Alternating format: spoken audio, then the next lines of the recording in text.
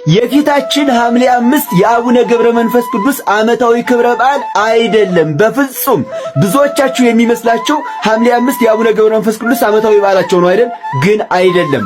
አቡነ ገብረ መንፈስ ቅዱስን በረከታቸው ለሁላችን ትድረሰን። ገብረ መንፈስ ቅዱስን ብሎ እግዚአብሔር ወደ ኢትዮጵያ ይውረድልን፣ በምሕረት ይውረድልን፣ በቸርነት ይውረድልን። ቅዱሳን አባቶቻችን አቡነ ገብረ መንፈስ ቅዱስ መጽሐፍ ቅዱስን የሰበኩ ብቻ ሳይሆን ራሳቸው መጽሐፍ ቅዱስ የሆኑ ናቸው። ዛሬ ታላቅ ቀን ነው። አንደኛ የሐዋርያት ጾም ያበቃበት ዕለት ሐምሌ 5 ነው። ሁለተኛ የቅዱስ ጴጥሮስ ዕረፍቱ ነው። ሶስተኛ የቅዱስ ጳውሎስ ዕረፍቱ ነው። በምድረ ከብድ አባታችን ገብረ መንፈስ ቅዱስ እንደ አምድ ተክል ሆኖ 7 ዓመት ቆመ። ቅንድቡን ሳይከድን ራሱን ወደ መሬት ዝቅ ሳያደርግ እጆቹን እንደዘረጋ ወደ ሰማይ እየተመለከተ 7 ዓመት ቆየ። ሰይጣን የአባታችንን ጽናት ሲመለከት በቅናት ተነስቶ በቁራ ተመስሎ ዓይኖቹን አነቆረና ሳወረው። እርሱ ግን ምንም ሳያጓድል እስከ 2 ሳምንት ድረስ በትጋት ወደ ሰማይ እንዳቀና ሲጸልይ ቆየ። እመቤታችን ቅድስት ድንግል ማርያም ሐምሌ 5 ቀን የብርሃን ዓይን አምጥታተከለችለት። በቀጣይ ደግሞ በዓሉን በማስመልከት አባ ገብረ ኪዳን ያስተምሩናል። መልካም ቆይታ። ዝቋላ 100 ዓመት ውስጥ ተዘቅዝቀው ሲጸልዩ 100 ዓመት ባህር ውስጥ የኖሩበት ምክንያት ገብረ መንፈስ ቅዱስን አያውቁም ብለው አይደለም። ከገብረ መንፈስ ቅዱስ ጋር ተጣሉ ብለው አይደለም። ወገኖችህን ኃጢአት በላቸው ካንተ ጋር ይታረቁ ብለው ነው። ምንድን ያደረጉት ታዲያ? ከዚህ በላይ መጽሐፍ ቅዱስ ምንድነው? ቅዱሳን አባቶቻችን አቡነ ገብረ መንፈስ ቅዱስ መጽሐፍ ቅዱስን የሰበኩ ብቻ ሳይሆን ራሳቸው መጽሐፍ ቅዱስ የሆኑ ናቸው። እንዳለ መጽሐፍ ቅዱስን የአቡነ ገብረ መንፈስ ቅዱስን ገድል አሁን እያነበብኩ ጥቅስ በጥቅስ ባስተያየው ራሳቸው መጽሐፍ ቅዱስ ናቸው። የዋህ ናቸው። ለምሳሌ የዋሃን ብፁዓን ናቸው ይላል። የዋሃን ብፁዓን ናቸው ምድርን ይወርሳሉና አለ። እውነት አቡነ ገብረ መንፈስ ቅዱስ የዋህ ናቸው። የዋህ ማለት ለሁሉም ይራራ ሀዳጌ በቀል ነው።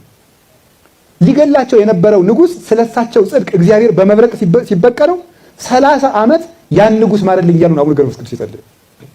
ብፁዓን ለይላሃው በእንተ ጽድቅ፣ ስለ ጽድቅ የሚያለቅሱ ብፁዓን ናቸው። ያለቅሱ ነበረ። አይናቸው እስኪጠፋ ድረስ ያለቅሳሉ።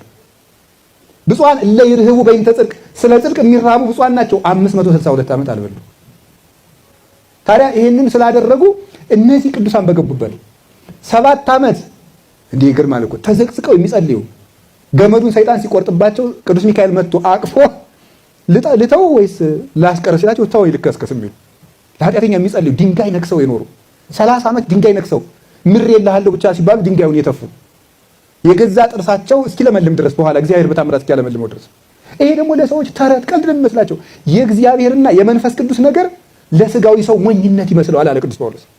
ለስጋዊ ሰው፣ ገንዘብ ላሰከረው ሰው፣ ምቾት ላሰከረው ሰው፣ የዚህ ዓለም ፍቅር ላሰከረው ሰው መንፈሳዊ ነገር ብትነግሩት እንዲህ ያሉ ኧረ ተረት ነው የሚለው። እንዲሁ አይጥርስም።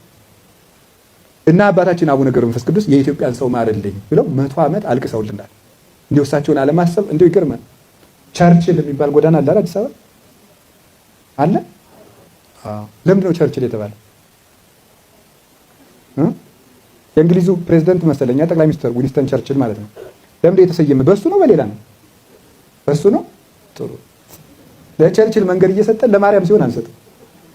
መንገዱ መንገድ በእነዚህ ስም ሲሰየም አይከፋንም። አንድ ጅል ሰው በሚታሰብ አገር እንደ ጅል አይደለም ቸርችል፣ ጅል አይደለም በርግጥ። ለምን እንግሊዝን በጣም ታድጓታል አይደል? በጣም ከጀርመኖች ውጊያ በደንብ አድርጎ ነው የታደጋት። አስቦ ሰውየው በጣም የሚያስብ ሰው ነው። ታሪኩን ትንሽ እንደው ወጥወጡን ቀምሻለሁ እና ሰውየው ብልህ ሰው ነው። ግን እንዲያው እኔ እኮ የሚገርመኝ ነው እኮ የሚገርማችሁ የአንድ ተራ ወታደር የአንድ ተራ ሰው የአንድ ተራ እንደው ሰው መታሰቢያ ሐውልት እያቆምን ከተማ እየሰየምን መንገድ እየሰየምን ለነፍስ የደከሙ 100 ዓመት ለነፍስ የደከሙ የማይሆን ነገር ነው። እንዴት ነው የማይሆን ነገር? እሳቸው እኮ የሚሰሩ በእግዚአብሔር አልን እንጂ እኛ በሰው አቅም አላልንም እኮ በፋብሪካ ሰሩን አላልንም። በእግዚአብሔር ኃይል እንኳን 100 ዓመት 1000 ዓመት ይቻላል። 100 ዓመት ለኢትዮጵያ ሰው አልቅሰዋል። እሳቸውን ከመርሳት በላይ ከሃዲነት ልብል እንዳናትን ወዴት አለ? እግዚአብሔርን ከኢትዮጵያ ጋር አድርገውታል። በእውነት ንጉሱን ጣዖት አስተው አስታርቀዋል። ዛሬም ያስታርቃሉ። ገድለ ገብረ መንፈስ ቅዱስን አለ ቅዱሳን አባቶቻችን ለመሰላችሁ ገድላቸው ምናነበው አንደኛ ወደ እግዚአብሔር የሚኬደው እንዴት ተብሎ ነው? አሁን ትህትና ይላል። ትህትና ወደ እግዚአብሔር ያስኬዳል። ትህትና ማለት ምንድን ነው? ትህትናማ እንደዚህ ነው ብለው ገድላቸው ስናነብ ያሳዩናል። ስለ ጽድቅ መራብ ምንድን ነው ያሳዩናል። የዋህነት እንዴት ተደርጎ ይቻላል? ይሄ ተግባራዊ ክርስትናን ልቅም አድርገው የሚያሳዩን የፊት ለፊት አበጋዞቻችን ናቸው። እግዚአብሔርን እንድናመሰግን ፊት ለፊት የሚታዩት ፋናዎቻችን ናቸው። አቡነ ገብረ መንፈስ ቅዱስ እንዲያውም በረከታቸው ለሁላችን ትድረሰን በዚህ በጣም ይታወቃሉ። ገድላቸው ላይ አንድ ታሪክ አለ። አንድ በጣም ምግባረ ብልሹ የነበረ መነኩሴ ነበር። በጣም ምግባረ ብልሹ ቢሉት ቢሰሩት የማይለወጥ ማለት ነው። እና ከዕለታት አንድ ቀን የአቡነ ገብረ መንፈስ ቅዱስ ተአምር ሲነበብ ሰማና በልቡ ነው፣ በአፉ ራሱ አላወራው፣ በልቡ እንዴት ያሉ ጻድቅ ናቸው እንደው አንድ ቀን ብዘክራቸው ብሎ አሰበ። መንገድ ላይ ሲሄድ ሽፍቶች አገኙትና ቀጥቅጠው ገደሉት። እዛው ነፍሱን መላእክተ ጽልመት ይዘውት ከእግዚአብሔር ፊት ፍርድን እንድትቀበል ሲሄዱ አቡነ ገብረ መንፈስ ቅዱስ መጡና ቆሙ። ምን ፈልገህ ነው ጻድቁ የመጣው ብሎ እግዚአብሔር ጠየቃቸው። እቺ ነፍሴ እኔ ናት። እንዴት ብለህ ስራዋን አይተኸዋል?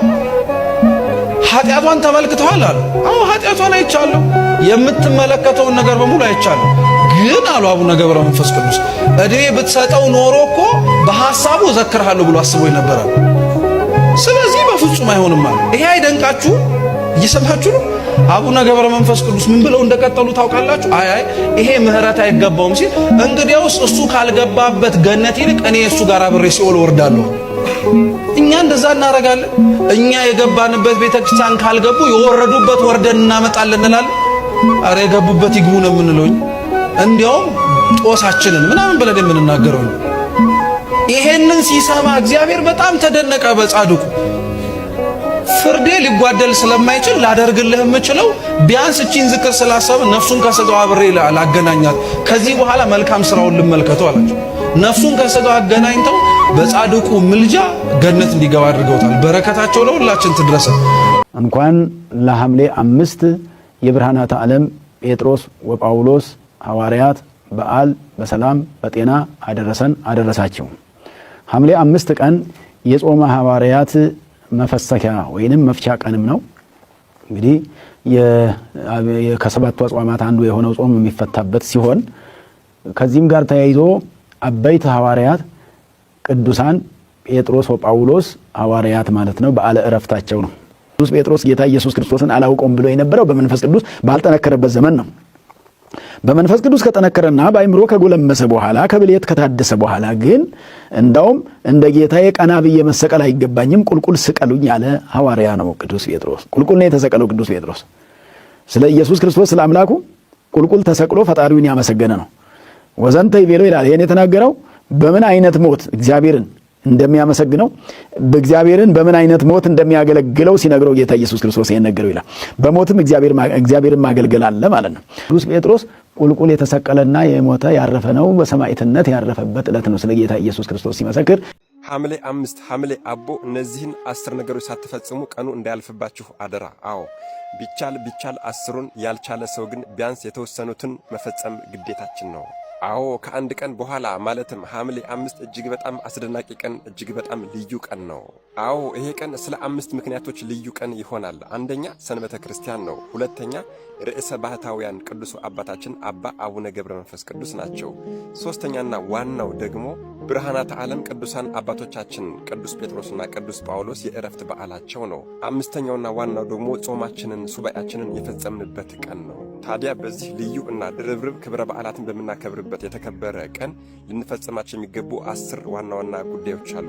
ቢያንስ 10ሩን መፈጸም ባንችል ግን 1ዱን፣ 2ቱን፣ 3ቱን፣ 4ቱን ግን መፈጸም የግድ ይለናል ማለት ነው። ታዲያ ቪዲዮን ቀድሜ የሰራሁበት ዋናው ምክንያት ሁሉም ለበዓሉ ቀድሞ ተዘጋጅቶ የበረከቱ ተካፋይ እንዲሆን በዓሉን እንዲያከብር የቃል ኪዳኑም ተሳታፊ እንዲሆን ስለሆነ ይህን ቪዲዮ በደንብ አድርጋችሁ ኮፒ ሊንክ በማድረግ ለሁሉም ሰው እንዲዳረስ እያደረጋችሁ እስከ መጨረሻ ድረስ ተከታተሉት። እሺ አንደኛውና ዋናው ልንፈጽሙ የሚገባው ነገር ሁሌም እንደምናገረው በክብረ በዓላት ለቅዱሳን እናቶቻችንና አባቶቻችን ቃል ኪዳን ስለተገባላቸው፣ አዎ በበዓላችሁ ቀን ቅዱስ ሥጋዬና ክቡር ደሜን የተቀበለ የሚል ቃል ኪዳን ስለተገባላቸው በዚህ ቀን ንስሐችሁን ቀኖናችሁን የፈጸማችሁ ሰዎች ካላችሁ፣ የተዘጋጃችሁ ሰዎች ካላችሁ በዚህ ቀን ቅዱስ ቁርባን ትቀበላላችሁ ማለት ነው። ምክንያቱም በዚህ ቀን ቅዱስ ሥጋውና ክቡር ደሙን የተቀበለ ሰው ስለ 3 ነገሮች ይጠቀማል። አንደኛው ስለ ርዕሰ ባህታውያን ስለ ቅዱስ አባታችን ስለ አባ አቡነ ገብረ መንፈስ ቅዱስ፣ አዎ በወርሃዊም ሆነ በዓመታዊ ክብረ በዓል ቀን በቤተ ክርስቲያን ተገኝቶ ቅዱስ ሥጋዬና ክቡር ደሜን የተቀበለ በመንግሥተ ሰማያት ከአንተ ጋር አሳርፈዋለሁ ተብለናል። ሁለተኛው ደግሞ በሰንበተ ክርስቲያን ቀን ቅዱስ ሥጋውና ክቡር ደሙን መቀበል ዋናው የታዘዝነው ጉዳይ ነው። ሦስተኛውና እንደዚሁም ደግሞ ዋናው ብርሃናተ ዓለም ቅዱስ ጴጥሮስና ቅዱስ ጳውሎስ በበዓላችሁ ቀን በቤተ ክርስቲያናችሁ ተገኝቶ ቅዱስ ሥጋዬና ክቡር ደሜን የተቀበለ ሰው ያለ ወቀሳና ያለ ከሰሳ የእሳትን ባህር አሻግሬ ከእናንተ ጋር አስቀምጠዋለሁ ተብሎ ቃል ኪዳን ተገብቶላቸዋል። ስለዚህ በዚህ ቀን ቅዱስ ቁርባን የግድ መቀበል ይገባናል፣ የተዘጋጀን ሰዎች ማለት ነው። ሁለተኛው ደግሞ ለቅዱስ ቁርባን ያልተዘጋጃችሁ ንስሐችሁን ያልፈጸማችሁ ሰዎች ካላችሁ በዚህ ቀን የርዕሰ ባህታውያን የአቡነ ገብረ መንፈስ ቅዱስ በዓል ነው። ቅድስት ሰንበተ ክርስቲያን ናት። በዚያም ላይ ደግሞ የብርሃናተ ዓለም የቅዱስ ጴጥሮስና የቅዱስ ጳውሎስ የዕረፍት በዓላቸው ስለሆነ በዚህ ቀን በቤተ ክርስቲያን ተገኝቶ ቅዳሴ ማስቀደስ ይህንን ሁሉ በዓል ማክበር ስለሆነ በዚህ ቀን ቅዳሴ ያስቀደሰ ሰው ያለምንም ጥርጥር ስርየተ ኃጢአት ያገኛልና ነው። ስለዚህ በዚህ ቀን ቅዳሴ ያስቀደሰ ሰው ከሰንበት ረድኤት በረከት ይካፈላል፣ ከአቡነ ገብረ መንፈስ ቅዱስ ረድኤት በረከት ይካፈላል፣ ከብርሃናተ ዓለም ቅዱስ ጴጥሮስና ቅዱስ ጳውሎስ ረድኤት በረከት ይካፈላል ማለት ነው። ሦስተኛው ልንፈጸመው የሚገባው ነገር በቤተ ክርስቲያናቸው ተገኝተው በብርሃናተ ዓለም ቅዱስ ጴጥሮስ ወጳውሎስ ቤተ ክርስቲያን ተገኝተው በርዕሰ ባህታውያን በቅዱስ አባታችን በአባ አቡነ ገብረ መንፈስ ቅዱስ ቤተ ክርስቲያን ተገኝቶ በስማቸው መማጸን ያስፈልጋል። አዎ ለብርሃናተ ዓለም ቅዱሳን ጴጥሮስና ጳውሎስ መድኃኔዓለም ኢየሱስ ክርስቶስ በስማችሁ በቤተ ክርስቲያናችሁ በበዓላችሁ ቀን ተገኝቶ የለመነኝን የተማጸነኝን ሰው በብርሃን ከተማ ከእናንተ ጋር አብሬ አስቀምጠዋለሁ ተብለዋል። ለርዕሰ ባህታውያን ለአባታችን ለአባ አቡነ ገብረ መንፈስ ቅዱስ ደግሞ በስማቸው የተማጸነን ሰው የእሳትን ባህር እንደሚያሻግር ከዚያም አልፎ ደግሞ 5 ውሾች የተባሉትን ኃጢአቶችን የሰራ ሰው ቢሆን እንኳን በእሳቸው ስም የተማጸነ ሰው እንደሚማር ቃል ኪዳን ተገብቶልናል። ስለዚህ በስማቸው በቤተክርስቲያን ተገኝተን መማጸን ሦስተኛው ዋናው ተግባራችን ነው። አራተኛውና ዋናው ደግሞ በዚህ ቀን ለተራበ ያበላ፣ ለተጠማ ያጠጣ፣ ለታረዘ ያለበሰ፣ ያዘነና የተከዘውን በስም ያጽናና ተብለው ሁለቱም ብርሃናተ ዓለም ቅዱስ ጴጥሮስና ቅዱስ ጳውሎስም ርዕሰ ባህታውያን አባታችን አባ አቡነ ገብረ መንፈስ ቅዱስም ቃል ኪዳን ተገብቶላቸዋል። ስለዚህ በዚህ ቀን ስለ ሰንበተ ክርስቲያን፣ ስለ አቡነ ገብረ መንፈስ ቅዱስ፣ ስለ ቅዱስ ጴጥሮስና ስለ ቅዱስ ጳውሎስ ብለን ዝክር መታሰቢያ ማዘጋጀት የግድ ይለናል ማለት ነው። አዎ ለተራብና ለተጠማ ብቻ ሳይሆን ለመንገድ አላፊውም ቢሆን፣ በቤታችንም ቢሆን፣ በጎዳና ላይም ቢሆን፣ በሥራ ቦታችንም ቢሆን አቅማችን በፈቀደው መልኩ ቀዝቃዛ ውሃም ቢሆን ዝክር ማዘጋጀት ይገባናል ማለት ነው። በተለይ ደግሞ ዓመታዊ ክብረ በዓልነቱ ለብርሃናተ ዓለም ለቅዱስ ጴጥሮስና ለቅዱስ ጳውሎስ ስለሆነ በስማቸው ዝክር መታሰቢያ ያደረገ ሰው ምሕረትን እንደሚያገኝ ቃል ኪዳን ተገብቶላቸዋል። ለአባታችን ለአቡነ ገብረ መንፈስ ቅዱስ ደግሞ በስማቸው ዝክር መታሰቢያ ያደረገ ሰው እስከ 15 ትውልድ ድረስ እንደሚማርላቸው ቃል ኪዳን ተገብቶላቸዋል። እንዲያውም ለአባታችን ለአቡነ ገብረ መንፈስ ቅዱስ ይሄ ብቻ አይደለም ቃል ኪዳን የተገባላቸው። እኛ በዚህ በምድር ዝክር መታሰቢያቸውን ስናደርግ በዓላቸውን ስናከብር እርሳቸው ደግሞ ሲኦል እየገቡ እናትና አባቶቻችን፣ እህት ወንድሞቻችን፣ አክስት አጎቶቻችንን፣ ዘመድ አስማዶቻችንን ከሲኦል እሳት እያወጡ የብርሃን ከተማ እንዲያስገቡ ቃል ኪዳን ተገብቶላቸዋል። ስለዚህ እኛ የአቡነ ገብረ መንፈስ ቅዱስን ዝክር በዚህ ስናደርግ መታሰቢያቸውን ስናደርግ እርሳቸው ደግሞ ወላጆቻችንን እያወጡ ከሲኦል ወደ ብርሃን ከተማ ወደ ገነት ያስገቡልናል ማለት ነው። ስለዚህ በዚህ ቀን ስለ 3 ነገሮች ስለ አቡነ ገብረ መንፈስ ቅዱስ፣ ስለ ብርሃናተ ዓለም ቅዱስ ጴጥሮስና ጳውሎስ፣ ስለ ሰንበተ ክርስቲያን ብለን ዝክር መታሰቢያ እናደርጋለን ማለት ነው። እንደዚሁ አምስተኛውና ዋናው ደግሞ ልንፈጽመው የሚገባ በስማቸው ለተሰየመ ቤተክርስቲያን በብርሃናተ ዓለም ቅዱስ ጴጥሮስና ቅዱስ ጳውሎስ በተሰየመ ቤተክርስቲያን ተገኝተን ማንኛውንም አቅማችን የፈቀደውን መባዕና ስጦታ ማበርከት ይገባናል ማለት ነው። ምክንያቱም ቤተክርስቲያናችሁን ያሰራና ለቤተክርስቲያናችሁ አቅሙ የፈቀደውን ስጦታና መባዕ ያበረከተውን ሰው በሙሉ በዚያች የፍርድ ቀን በመንግስተ ሰማያት ከእናንተ ጋር አብሬ እሰበስበዋለሁ ተብሎ ቃል ኪዳን ተገብቶላቸዋል። በቅዱሱ አባታችን በአቡነ ገብረ መንፈስ ቅዱስ ስም ድሃ ስናበላ ስናጠጣ፣ እንዲሁም ደግሞ ለቤተክርስቲያናቸው መባዕ ስናቀርብ ደግሞ ድሃውን ያበላውን በዚህ ዓለም ምንም አይነት ችግረኛ ቢሆንም እንኳን አይራብም፣ አይጠማም፣ አይታረዝም ተብሎ ቃል ኪዳን ተገብቶላቸዋል።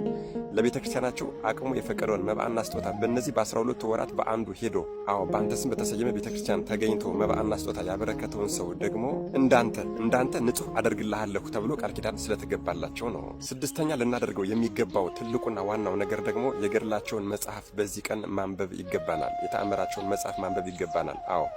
የብርሃናተ ዓለም የቅዱሳን ጴጥሮስ ጳውሎስን ገድልም የቅዱስ አባታችን የአቡነ ገብረ መንፈስ ቅዱስን ገድልም በዚህ ቀን በደንብ አድርገን ልናነበው ልንጸልየው ይገባል።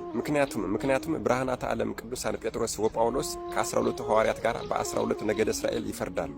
ታዲያ በዚያ ቀን ዋስ ጠበቃ እንደሚሆኑን ቃል ኪዳን ተገብቶላቸዋል።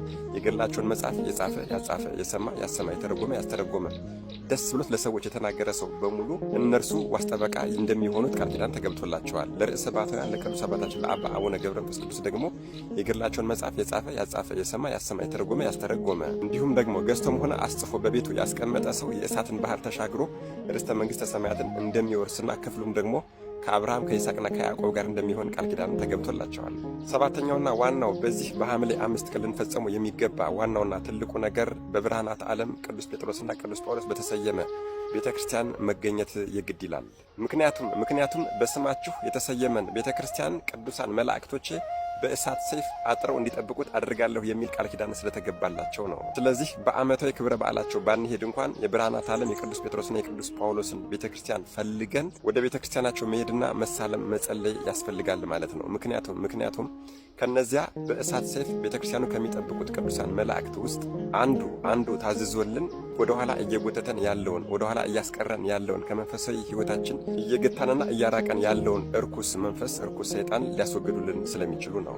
ስምንተኛው ይሄ ቀን ከማለፉ በፊት ልንፈጸመው የሚገባው ትልቁ ነገር የብርሃናት ዓለም የቅዱስ ጴጥሮስ ወጳውሎስ ቤተክርስቲያንን ባናገኝ፣ የአቡነ ገብረ መንፈስ ቅዱስን ቤተክርስቲያን ባናገኝ፣ ሁላችሁም እንደምታውቁት የብርሃናት ዓለም ቅዱስና ጴጥሮስና ቅዱስ ጳውሎስ ቤተክርስቲያን ኢትዮጵያ ውስጥ ብዙ የለም። የእነሱን ቤተክርስቲያን ሳናገኝ ብንቀር ግን በቤታችን የሶስቱንም ስም ጠርተን ልንውል አስበን ልንውል ይገባል ማለት ነው። አዎ አሕዛባውያንን ነገሥታትና መኳንንትን በወንጌል መዶሻ የቀጠቀጡ ብርሃናት ዓለም ቅዱስ ጴጥሮስ ወጳውሎስ በቤታችን ይገኙልናል። ስማቸውን ጠርተን ብንውል፣ ስማቸውን ጠርተን ብንማጸን፣ ስማቸውን አስበነው ብንውል ቤተክርስቲያናቸውን ባናገኝም እንኳን ረድኤት በረከታቸው ያድርብናል፣ አለማመናችንን ያስወግዱልናል። የርዕሰ ባሕታውያን የአባ አቡነ ገብረ መንፈስ ቅዱስን ደግሞ ቤተክርስቲያን መሄድ ፈልጎ የቀረሰው፣ በዓላቸውን ማክበር ፈልጎ የቀረሰው፣ ዝክር መታሰቢያቸውን ማድረግ ፈልጎ ሳይሳካለት ቢቀርም እና ቢሞትም እንኳን ታስታውሳላችሁ አይደል? ዝክራቸውን ለማድረግ መታሰቢያቸውን ለማድረግ በዓላቸውን ለማክበር ስላሰበ ብቻ አባታችን አማልደውታል። ሲኦል ገብቶ የነበረውን ወደ ገነት እንዲገባ አድርገውታል። ይህችን ነፍስ የማትምርልኝ ከሆነ እኔንም ከእርሱ ጋር ወስደ ሲኦል ደምረኝ ብለው ያችን ነፍስ ወደ ብርሃን ከተማ አስገብተዋታል። ስለዚህ ማሰባችንም ብቻ መድኃኔዓለም ኢየሱስ ክርስቶስ ያየዋል ያውቀዋልና በዚህ ቀን ሦስቱንም ቅዱሳን አስበን ልንውል ይገባል ማለት ነው። ዘጠነኛ በዚህ ቀን ልንፈጽመው የሚገባው ደግሞ የአባታችን የአቡነ ገብረ መንፈስ ቅዱስን ገድላቸውና ተአምራቸውን እናገኛለን። የሐዋርያቱን የቅዱሳን ጴጥሮስ ወጳውሎስን ደግሞ ገድለ ሐዋርያት ዜና ሐዋርያት የሚል መጽሐፍ አለ።